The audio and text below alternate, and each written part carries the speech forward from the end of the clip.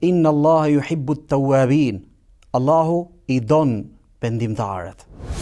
Në moment që ti pendohesh, krahas faktit që ti fiton faljen e Allahut, fiton mëshirën e Allahut, ti ke fitu dhe një adhurim të dashur tek Zoti.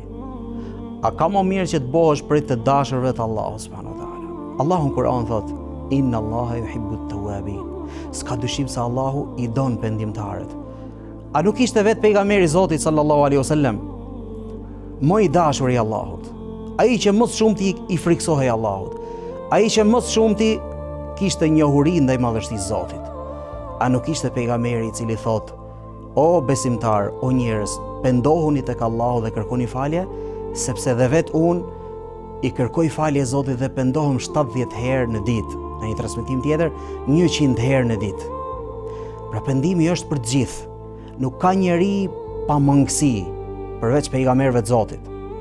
Të gjithë, dikush më pak, dikush më shumë, ka nevojë që të pendohet tek Allahu në mënyrë që të dalë ajo urtësia e emrit Allahut falës, urtësia e emrit Allahut i gjithëmëshirshëm, urtësia e emrit Allahut Tawwab, që pranon pendimin.